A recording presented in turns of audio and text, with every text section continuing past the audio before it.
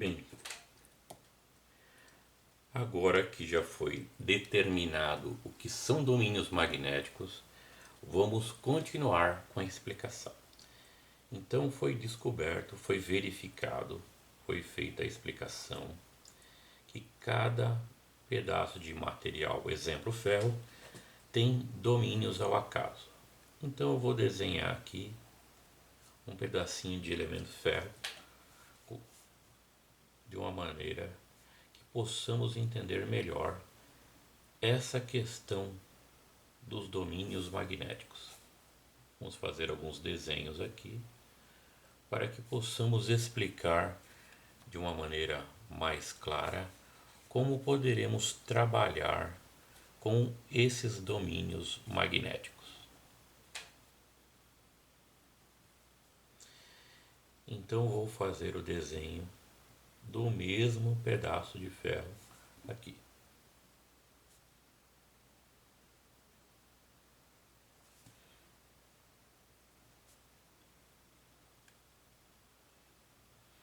Então vamos supor que tenhamos aqui o mesmo pedaço de ferro e vamos observar como esses domínios irão trabalhar de acordo com o campo magnético que será aplicada nessa peça. Num primeiro momento, vamos colocar uma bobina ao redor de dessa representação de material. Então temos aqui uma bobina, representação de uma bobina e uma fonte DC.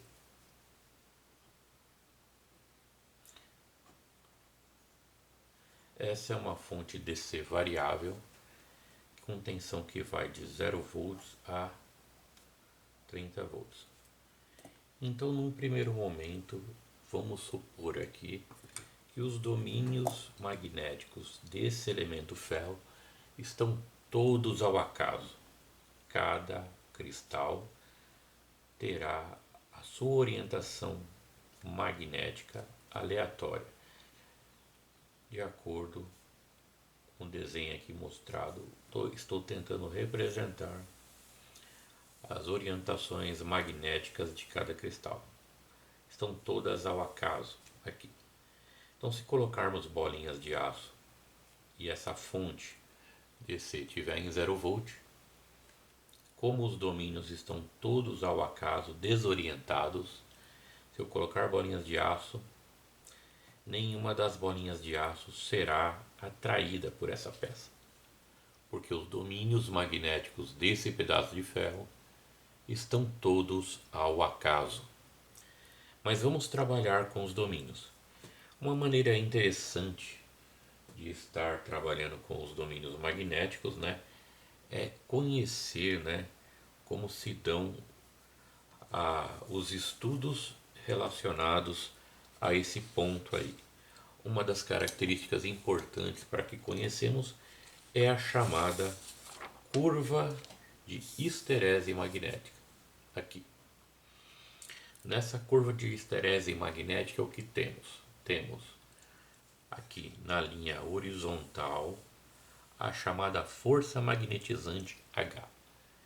E na linha vertical, aqui, temos o campo magnético. Aqui é 0, tanto na horizontal, que é força magnetizante, quanto em campo magnético. Então podemos dizer que nesse momento, como não tem corrente circulando, pois a fonte está em 0 volts, não temos corrente. Então vou representar aqui. Então aqui a corrente é dada pela tensão da fonte, pela resistência. Vamos supor que tenhamos aqui, nesse conjunto, umas 1000 espiras, 1000 voltas aqui ao redor dessa peça. Então temos um N que vale 1000 espiras. Vamos supor que a resistência provocada por essas 1000 espiras seja lá uma resistência de 50 ohm. Então aqui temos 1000 espiras, uma resistência de 50 ohm e vamos achar a corrente. Bem, a corrente, para que ela seja achada, determinada, o valor da fonte neste momento é zero. E a resistência, mesmo sendo 50 ohm, isso vai dar zero. Aqui daqui para frente também vamos fazer uso de mais uma equação, que é essa aqui. Essa é a equação de força magnetizante, que relaciona número de espiras, corrente e comprimento do núcleo magnético. Esse núcleo magnético que estamos estudando aqui, vamos supor que esse núcleo magnético tenha a altura de 10 centímetros. Então teríamos aqui nesse conjunto, né, um H com N, que são 1000 espiras, vezes I, que é zero, e L, que é 10 centímetros, que equivale a 0,1 metro. Isso também vai dar zero. Então a força magnetizante aqui, sendo zero, está relacionado a esse valor aqui. O campo magnético nós sabemos que é zero, pois de dezenas de bolinhas que colocamos aqui, nenhuma é atraída pela peça. Então podemos supor que o campo magnético aqui no gráfico de esterese magnética também seja zero. Só que daí vamos fazer um trabalho diferente. Vamos aumentar a tensão da fonte. Então vamos aumentar aí a tensão da fonte. Agora eu vou levar uma fonte DC variável para o valor de tensão de 10 volts. Agora eu vou poder achar algum valor de I. I, lembrando, é a tensão da fonte dividida pela resistência da bobina. Então aqui essa bobina vai ter uma resistência que nós vamos chamar de RB, resistência da bobina. A tensão da fonte nesse sistema agora vai ser 10 volts dividido pela resistência da bobina de 50 ohm. Fazendo-se a divisão de 10 volts por 50 ohm, vamos ter aqui uma corrente de 0,2 ampere. Com essa corrente, vamos usar agora essa equação de força magnetizante. Então eu vou ter H, que é igual a N vezes I dividido por L.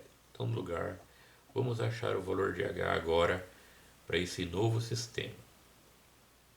Então H vai ser N, que é o número de espiras, 1000 espiras, vezes I, 0,2 amperes, dividido por 0,1.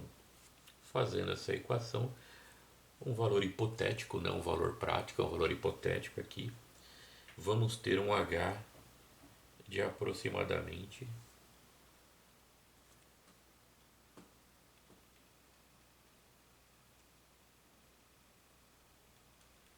de 2000 ampere turn sobre metro linear. Então, tendo estas situações aqui, nós vamos ter o que? Uma força magnetizante aqui que vai trabalhar sobre esse eixo aqui. Então vamos sair do zero para uma região diferente de zero. Esse aumento da força magnetizante vai causar nesta curva o aumento também do campo magnético. Então o que será possível ver? Primeiro de tudo, vai surgir um pequeno campo magnético produzido por esta bobina. esse campo magnético produzido pela bobina vai atuar sobre os domínios dos cristais, tentando orientá-los. Então nós poderemos ver algumas características nesses domínios. Esse domínio vai tentar ficar na mesma direção do campo. Ele não vai de uma maneira só chegar na mesma direção. Alguns domínios vão se orientando na direção do campo magnético da bobina. A rede cristalina vai se entortando. Alguns domínios já que estão numa determinada posição conseguem já se alinhar com o campo magnético da bobina. Outros domínios vão se alinhando. O que é possível ver nesse momento é que de várias dezenas de bolinhas de aço, algumas já conseguem ser atraídas, as outras continuam sem ser atraídas. Aqui. Então aumentou-se o campo magnético pelo aumento da força magnetizante aqui. Daí continuando no mesmo estudo, vamos aumentar mais o valor da fonte. Vamos colocar agora uma fonte de tensão de 20 volts. Aqui vamos ter corrente. A corrente vai ser agora 20 volts dividido pela resistência da bobina de 50 ohm. Aqui vamos ter uma corrente de 0,4 amperes. Vamos achar agora a força magnetizante H. Então H vai ser 1000 vezes 0,4 dividido por 0,1.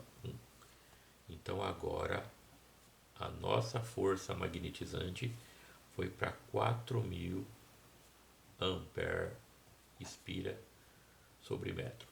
Então o campo magnético produzido pela bobina dentro dessa região vai aumentar. Aqui estamos andando mais nesse sentido, aumentou-se mais a força magnetizante. Chegamos nesse ponto aqui. O campo magnético subiu bem mais aqui. Então, o campo magnético, ele dentro da peça, esse campo magnético produzido pela bobina, ele tem uma força maior. Ele está orientando mais os domínios. Muitos dos domínios já conseguem ficar no mesmo sentido e direção do campo magnético aqui representado, produzido pela bobina. Alguns estão quase lá, né? Mas a grande maioria já está se orientando na mesma direção e sentido do campo magnético da bobina, que é representado aqui. Então, se nós tivermos bolinhas de aço, muito mais bolinhas serão atraídos aqui, nessa superfície do eletroímã.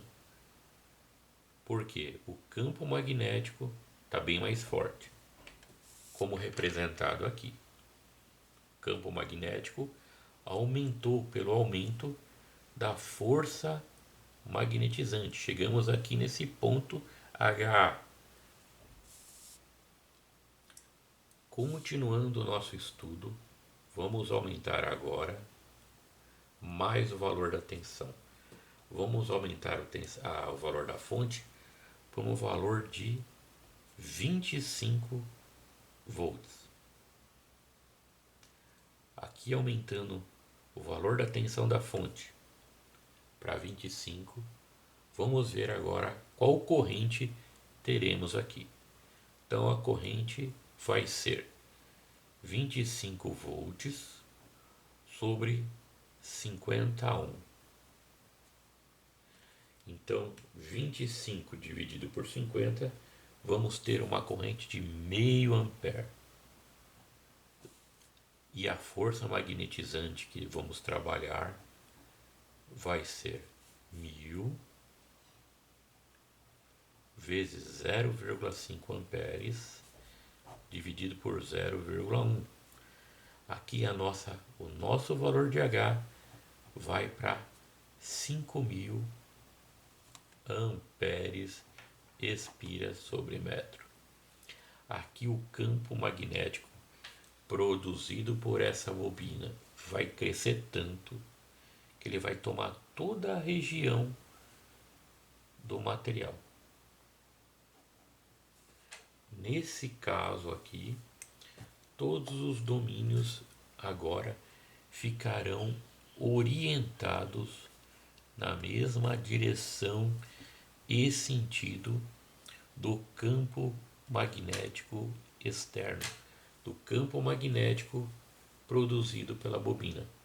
E todas aquelas bolinhas de aço que tínhamos, todas serão atraídas.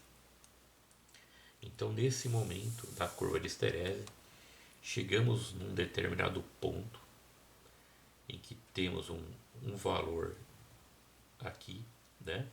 E que o material está na sua mais alta condutividade magnética, o seu campo magnético aqui é máximo. Temos o campo máximo. Daí alguém pode perguntar: e se continuarmos aumentando o campo magnético, o que pode ocorrer? Então eu vou desenhar mais uma peça para que possamos fazer esse estudo aí, né? Então vamos imaginar que tenhamos mais uma peça. Aqui, mais uma peça.